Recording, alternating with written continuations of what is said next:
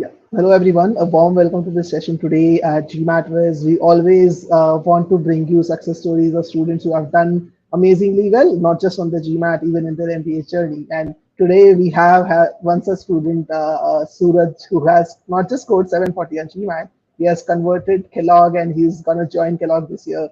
And if those of you who don't know, Kellogg has been ranked in top five B schools globally this year by US News ranking. So how does it feel, Suraj, to be a part of the elite community with that 740 on GMAT? How does it feel? I mean, it feels like a relief, to be honest. It's been quite a while since I've been pursuing this dream, and to finally be able to achieve it. It still doesn't seem real. I think reality will take once I set foot on campus. But yeah, it's a great feeling. I've been to Kellogg, and it's a great school. I mean, the campus itself is like a tourist spot in my opinion. It's like just across the lake, Michigan. Just such a great community. I'm pretty sure that you're gonna have a good time over there. So let's start with a quick introduction about yourself, Suraj, so that our viewers can know you better. Just tell us about you. What is that you do? What is your role? Yeah.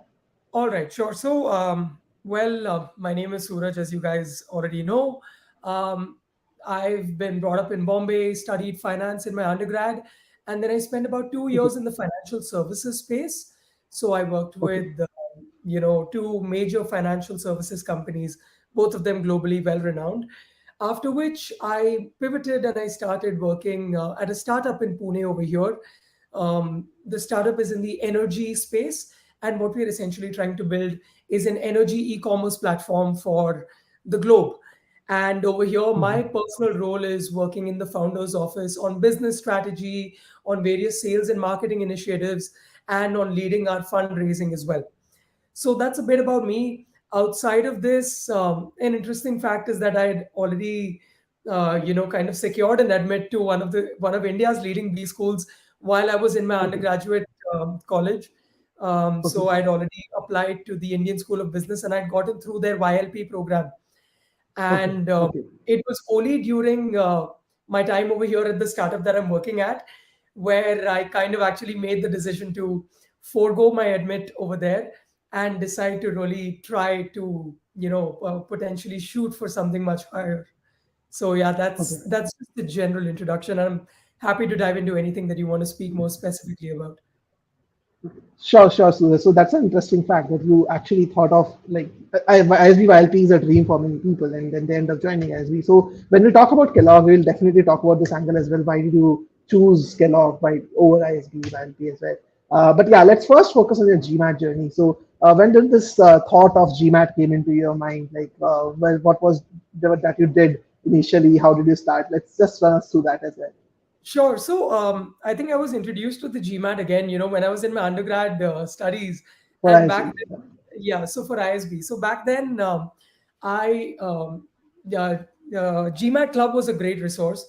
Went to the Mhm. website, kind of looked up how to study for the GMAT, got very familiarized with the format, and Mhm. decided that, what, self prep is the way to go because I was fairly confident that I'll be able to do a decent job. I ended up Mhm. studying for the GMAT on my own. I think I gave it about 2 months maybe. Okay. Used some materials from Manhattan, used the GMAT Club's online resources, their question banks that were available, and Mhm. ended up taking the GMAT back then. And I scored Okay. a 710. Okay. And with the 710, I didn't know whether it was good or bad. I just got the 710, heard that anything above a 700 was considered decent, and I ended up applying with that score. Mhm. And lo and behold, I ended up with the ISB admit. So back when I was in college, I got the admit, I got what I wanted. So the GMAT kind of entered my life back then, but also ended very quickly. And then after Okay. 5 years, You achieved your goal basically after that. yeah. So that was one instance with the GMAT. That was my introduction to the exam. And then I was reintroduced to the GMAT last year when I decided to Mhm. take it again. This time Okay. again, I followed the same approach. I thought that, I've Okay. taken it once already. I'm going to do the same things, rely on the materials that I was using the last time as well. So GMAT Club in Mhm. Manhattan again. Ended up studying for the GMAT, spent about 3 or 4 months this time because I was working alongside, so I could dedicate a lot That time. much time, yeah. And I ended up with a 710 again. And this time I was not happy with my score at all because now I knew that the competition was at a different level. And I was aspiring for a 750, 760 or something like that because people had told me that, to even get a shot at an M7 school, you need to get that sort of a score. So that's where I ended up with, actually having or second guessing my approach. And it was that time when I started to do a little bit of research into what else I should be doing with respect to my preparation for the GMAT. And I came across GMATWhiz as one of these strong candidates that would help me with that sort of a different or a more nuanced approach. So that's when my introduction to GMATWhiz as a platform began. And while going through the evaluation journey and deciding amongst various test prep providers, one thing that I wanted to optimize for was that I wanted a very focused approach with respect to my preparation. And I wanted someone to really guide me and mentor me through the process. And this was basically because I knew for a fact that I was a very strong executor and there would be no lack of hard work or no lack of execution coming from my end. But I wanted someone to do the strategizing and thinking on my behalf. So I wanted Someone who someone. understands the test basically, who understands what's required and basically what's your strengths and weaknesses, because you're already at a 710. So obviously you don't Yeah, need to start from all the very basics and yeah. get you the right strategy. Yeah. So I needed that bit of, experience and that nuanced approach coming in and telling me exactly how I should be best utilizing my time, given the fact that I'm working at a startup. So my availability when it comes to, investing time in studies as well is fairly limited. So that's when, I think after I had an initial call with the team at GMATWhiz, the one thing that really stood out to me was that they had this personalized mentorship, which I think was a major driving factor, at least for me, because I knew that, the platform may not or might be able to help me a lot, but the mentorship was what I was counting on to really be that X factor in terms of my decision making process. And I think it really worked out. So that was my introduction to No, that is GMAT. okay, great. So those of you who are viewing the stream live, do feel free to ask any questions from Suraj. Again, this is not just going to be an interview from my side. If you have any questions about GMAT preparation or how Suraj went into Kellogg, do feel free to share the questions. I'll act as a moderator to put the questions across to him definitely. Sure. But in the meantime, I'm going to start with my questions and basically get some good tips from Suraj out of this. So what I can understand is that Suraj made sure that he put in the hard work required. He started with his on his own for GMAT and ensured that he puts good 3 4 months of effort along with working in the startup. But he was able to achieve a score of 710, which is by no means a bad score. But he knew that his target is much higher than that. And even like what he needed was proper specific guidance. So let's talk about the 710 to the 740 jump that happened. So what changed in this? I understand that there was the change of mentorship that came in with GMATWhiz, but let's talk from a layman's perspective. A student who is kind of a similar score at a 700 or 680. What did you do? Like, what was the action items for you? Like, how did you go about doing the studies? So interestingly, there's a philosophy or a school of thought that says, to achieve like a certain level, there's a lot of effort required, but every incremental increase after that requires a Even phenomenal hard. amount of preparation, even higher effort. And that's Yes. exactly what I lived. It was quite daunting because, once I achieved the 710, I was at a loss of even starting to figure out where it is that I was lacking in terms of my preparation. I wasn't really able to pinpoint, okay, whether it's verbal or whether it's quant, and within those specific topics, where exactly should I be focusing on? Now, this was something that I needed external guidance on, figuring out that number one, which are the topics that I need to focus on, and really helping me figure out which are my areas of weaknesses. And number two, understanding whether there were any gaps in my methodology of approach. Because again, I don't think, hard work or practice was my issue, but maybe the approach was, something that I wasn't doing the right way, and maybe the approach needed to change. Now, that was something that maybe, someone who could come in from externally and something that I experienced with the GMATWhiz methodology and with the GMATWhiz platform, and specifically with Shreyas and with Sakib, both of them being my mentors for verbal and quant. They were able to, figure out how I was solving problems. And an example that I could give you was, they asked me to, for example, Sakib asked me to record myself while I was doing a critical reasoning question, and ask Okay. me to Okay. record myself while doing all sorts of CR question types, right? Whether that was an Mhm. assumption question, a strengthened question, a weakened question, record myself on Mhm. Zoom and send him the recording. And then he Mhm. analyzed how I was solving these questions, and then he was able to break it down into what I should be doing, what I should not be doing. Now, this was something Okay. that I would never have been able to do on my own. So that sort of a Yeah. difference because the coaching was something that, I think was really able to give me that specific, nuanced, input to be able to help me increase.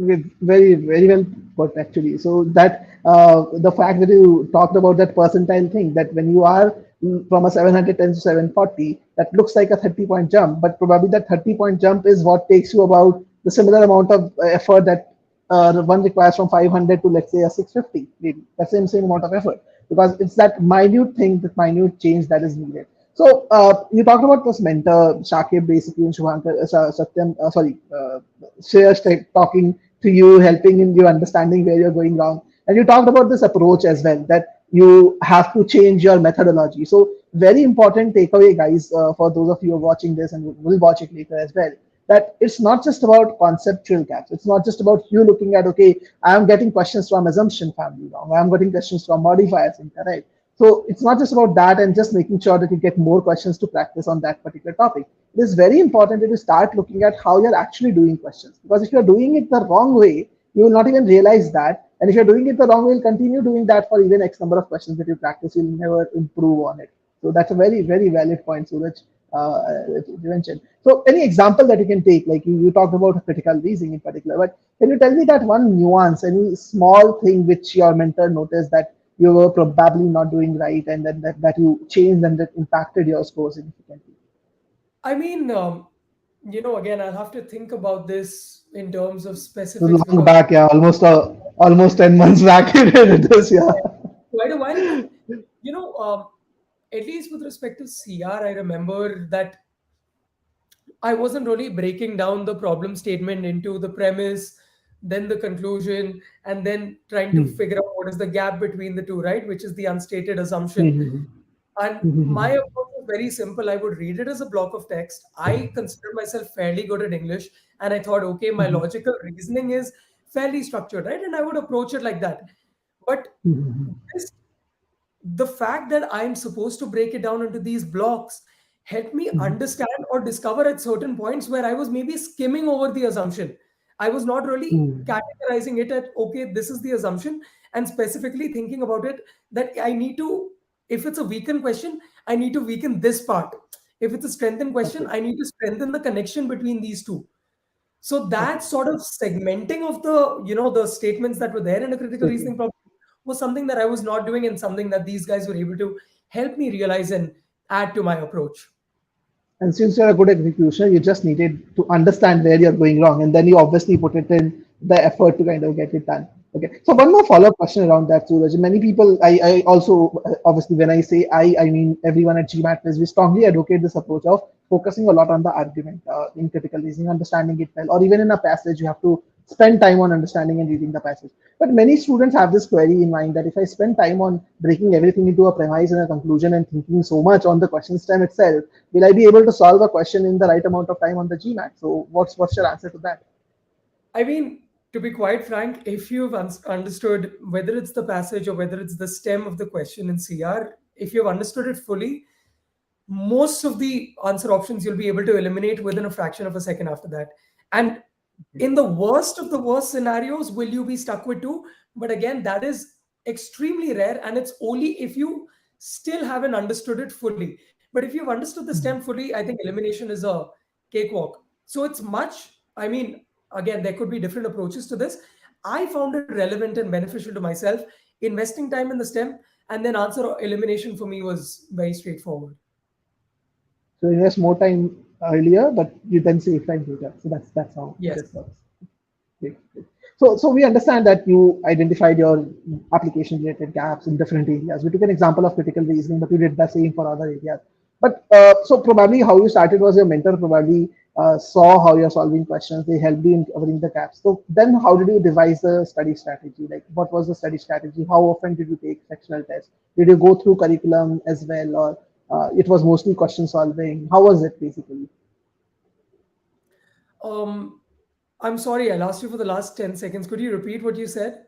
Yeah, so I'm saying that you worked on the application part, you identified the gaps, and with the mentor that, okay, these are the things that you have to work on. But what was your study strategy? Like, what did you focus on doing some part of the curriculum? Did you focus on doing sectional tests, or it was practice? How was the study strategy for you?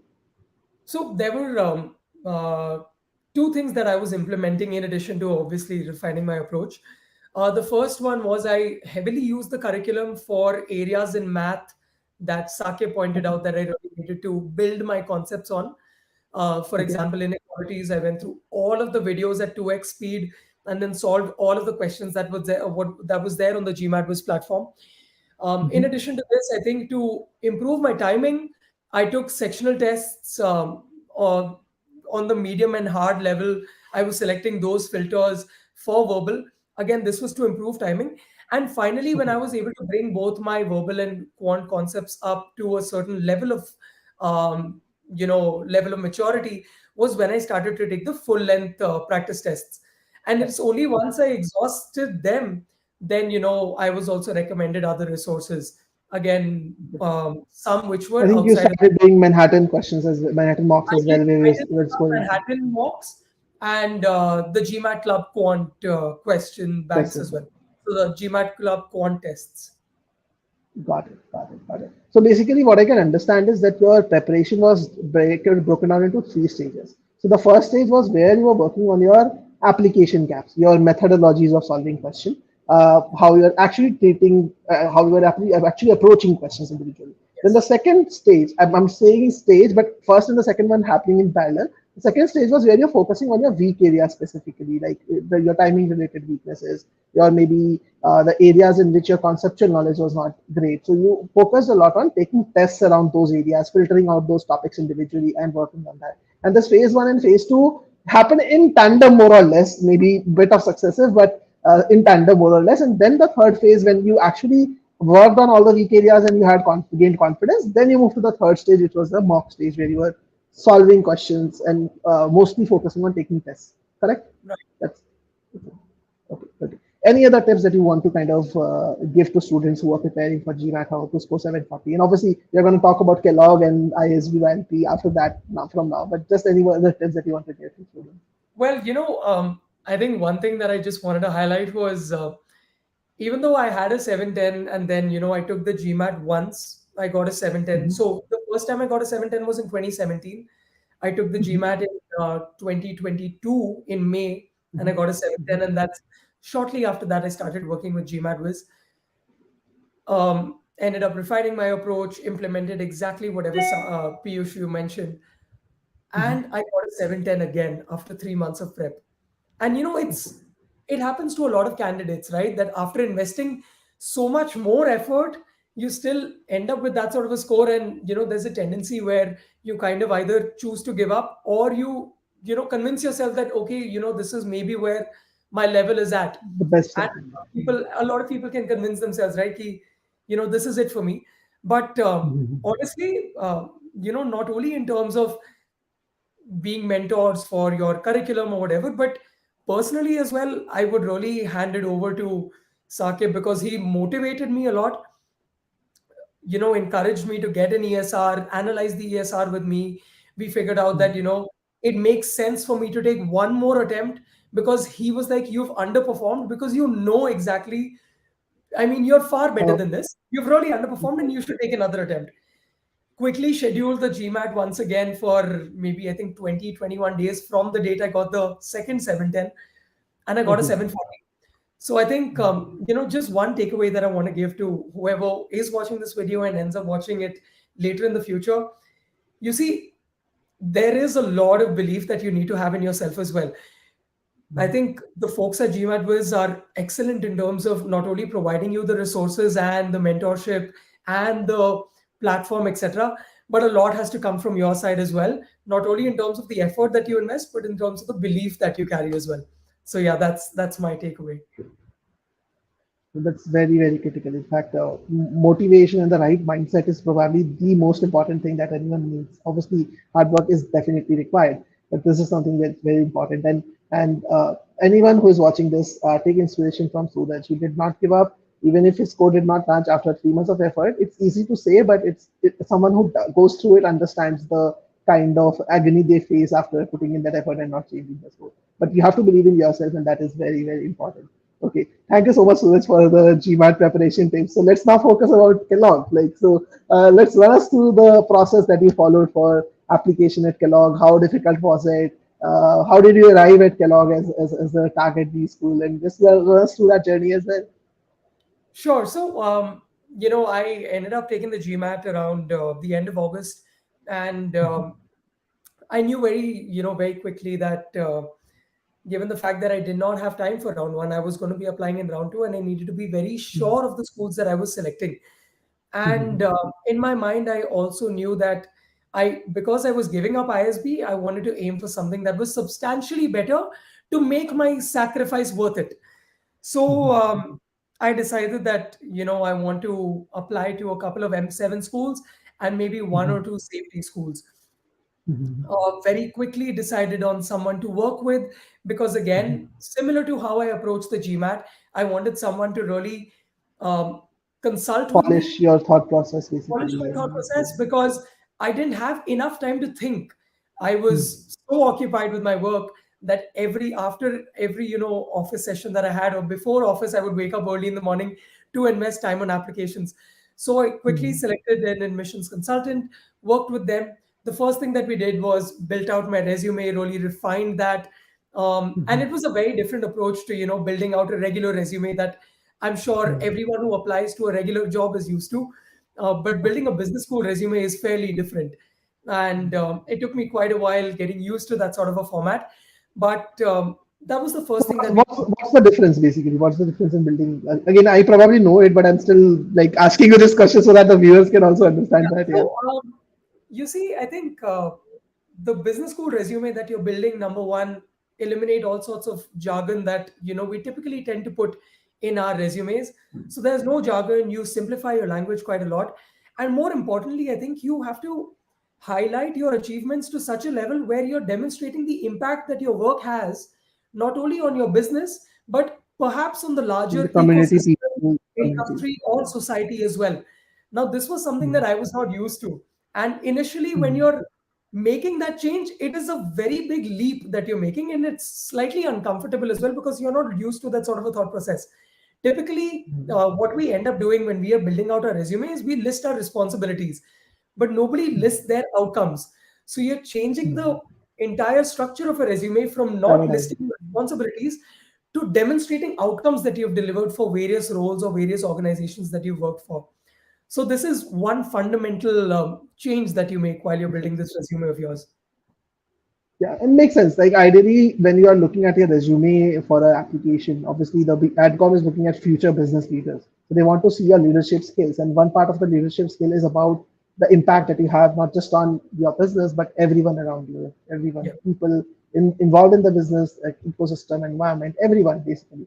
So very well said, and you have to get rid of technical jargon. I just recall a student that I worked with this year. So he applied with one of the top B schools in India, and he was from a very technical domain. Yours is still a business focused role in the startup that you're doing. His was very typical product focused, not tech product, but the usual industrial product focused role. And his entire resume was filled with technical terms, which were like the process of creating that particular product and all those things. So the first thing I told him was, no one is going to read this. So you have to kind of take out all of this and focus on the impact that you have created in the managerial thing. So very, very well pointed out. And anyone who is preparing the resume, keep these pointers in your mind. Okay. So after the resume, what happened next? What was your next step? Yeah. So after the resume was when we moved to figuring out my goals.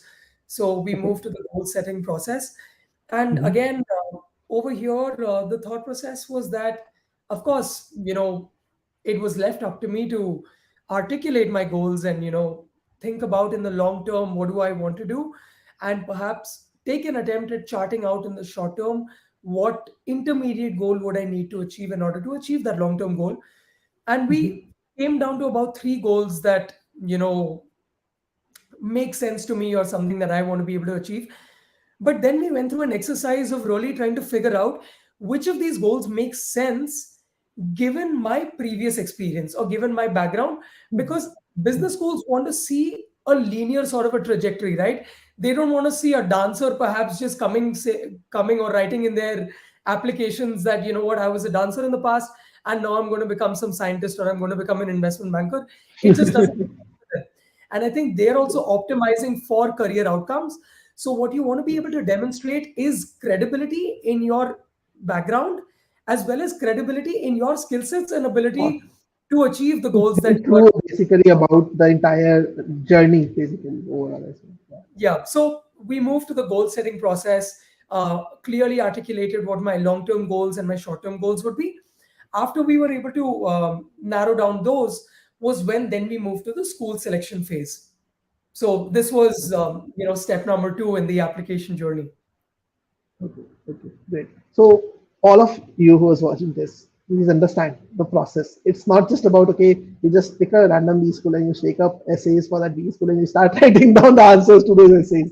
The Suraj has talked about his application journey for like 5 6 minutes. He has not even mentioned the word essays till now, basically. And that's what it requires. You need to have clarity of thought. You need to understand what you have done. You need to understand what is that you are gonna do and connect everything with your past, and then only you should start looking at the schools to see which schools can actually get you the goal that you desire. Because obviously you can't just chase rankings. Suraj did not end up applying to all M7B schools. He could have done that. He just applied to two of them. Why those two? Most likely because those schools helped him, empowered him in the best possible way to get to his dream.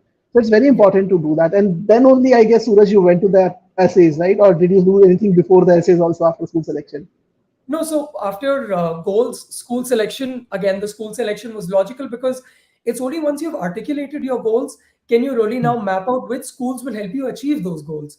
Yes, yes, So we yeah. move to goals, and over here, I think I think it's a very standard approach where you end up selecting maybe two or three from the M7, and then Mhm. maybe one or two from the top 10. At least that's where I kind of stopped. Focused. The process. I wanted to focus on five. I was very adamant that they have to be from the top 10. So selected five schools, and then we dove down into the essays, and then I started, figuring out, all right, now how am I supposed to craft a story and approach writing down these essays. And for every school, what you have to go about and understand is what is the culture that the school has. It's a very common terminology that is not very prevalent in India, but is very emphasized in the US, which is the fit element of every school. Now, the fit essentially is the Hmm. social element of the school, the vibe of that school, the way people, the crowd that the school attracts, etc., and the orientation of the school. A typical example or a typical difference that I could give you is that, let's say, Chicago Booth is perceived to be a more academic oriented school, whereas Kellogg is perceived to be a more collaborative and a more community driven school, even though both of them are excellent schools, right? Both of them this year have been ranked one and two by USA One and News. two. But again, right, it depends on what sort of a school do you want. So I think highlighting how you would also be able to fit into that sort of a school's culture is something that came out during the essay writing process, in addition to obviously showcasing, in some cases, my leadership principles, in other cases, my goals to these schools. So we moved on to essay writing after this, and we're trying to weave in nuances of the social element or the fit of the school, or perhaps some of the courses that I want to be able to take up at those schools, or some of the responsibilities that I want to be able to take up at those schools, or the resources that the schools offer. So weaving in all of these elements into the essays was what I did next. Very well points. In fact, any like if you are really looking at identifying the answers to this question, so what Suraj is indirectly telling us is there's a lot of groundwork that is needed, a lot of research that is needed on the B school. You need to understand that. Now, I can relate to what you're saying, Suraj, about Chicago Booth and Kellogg because I've been to the campuses of both the schools on consecutive days. So I could actually see a huge difference between Kellogg and Chicago Booth. And personally, I related more with the Kellogg B school because of that. environment, the collaborativeness. Everyone was like working together, everyone, and in booth it was like more professional, very professional, professionally. Like it was like I'm walking into an MNC and it's a very corporate setup everywhere. There are definitely the best professors in both the schools, but I felt more closer to Kellogg. And this is kind of research and groundwork is something you have to do. You have to ensure that you understand the schools inside out so that you are able to write out those things in the application. I'm pretty very confident that is a very important part. So much important question. How much effort did you put into the application process? Like in terms of months, like weeks, anything? Can you tell us about that? I mean, I was investing about maybe 4 hours every day, and this Okay. was non-stop. I started maybe October. October, I spent the Okay. entire month on prepping my resume. November, we quickly shortlisted the schools in about a week. And then the rest of Okay. November and December was spent on applications and essay writing for all of these schools. And round two deadlines were early January, 5th January, as well as 10th January for the rest of the schools that I was applying to.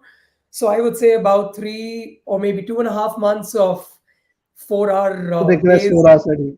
was over and above the work days that I had at work. So it requires a lot of effort. It requires a lot of groundwork. It requires a lot of persistence and positivity, that you have to maintain for yourself as well. No, and that's why I asked this question because many people actually underplay the role that applications play in their profile. Like they focus so much on the GMAT. They think that okay, I'm gonna just wrap up the entire application process in a month's time. And again, I'm not saying that it doesn't work out. We have had students in the past. We have Manish who's gonna be probably he's gonna pass out by then when you join because he's in a one Y program of Kellogg, so he'll pass out by the time you're there. But he worked with us last year for his GMAT, and then he wrote down the Kellogg and NCR applications in 7 days.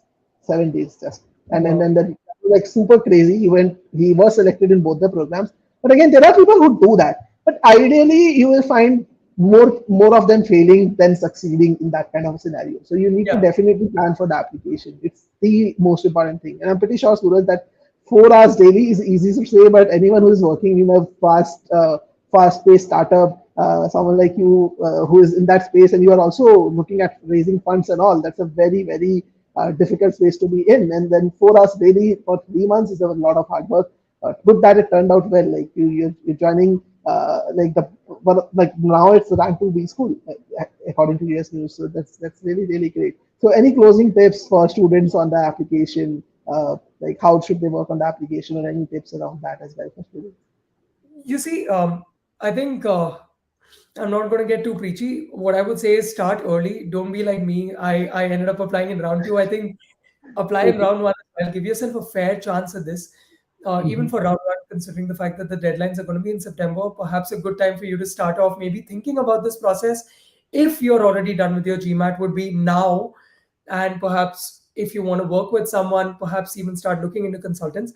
So, yep, start early. The second thing would be you need to be consistent in the process because there may be stories that you hear about people doing it in 15 days or in 7 days or in 30 days. Those are not the norm. So give yourself ample Mhm. amount of time, stay consistent, stay positive, and if at all you do need to work with someone, I think look around, reach out for help. There is a wonderful community of people who are out there to help you. I think people like GMATWhiz are also doing an awesome job at least creating a platform where not only people are helped out for the GMAT, but also the fact that they're hosting conversations like these, which help get the word out, right? Now, I hope my conversation with Piyush as well is able to help you guys out. But just the fact that, they're also hosting these conversations, reach out to the community, leverage the community, and all the best for your applications, guys. So thank you so much, Suresh, for taking out time again. You had a very hectic day today as well. So it's really I'm really happy to see that the focused discussions that we had around GMAT as well as the application process. So thank you so much for taking out time, and I'm pretty sure that there would be people who might reach out to you after this discussion. So do help them in the process as well. And all the best from my side for the Kellogg program. Thank you. I think it's joining in July for you, or is June itself? How is It's it? going to be early August. Early August. Okay, okay. So Early August. so Mobile program, you, early August. yeah. So you still have a good 2 3 months. So start working on. I'm pretty sure you would have started already on the preparatory work, coursework, and all for that. So Yes, yeah, yes.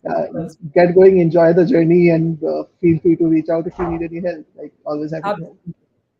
absolutely. Thank And you. if Thank any of you are watching, anytime you guys need to maybe ask me for something, I'll be more than happy to reach out to you guys on LinkedIn or wherever. Happy to help you out through the process. you. That's really, really good. Thank you. Thank you.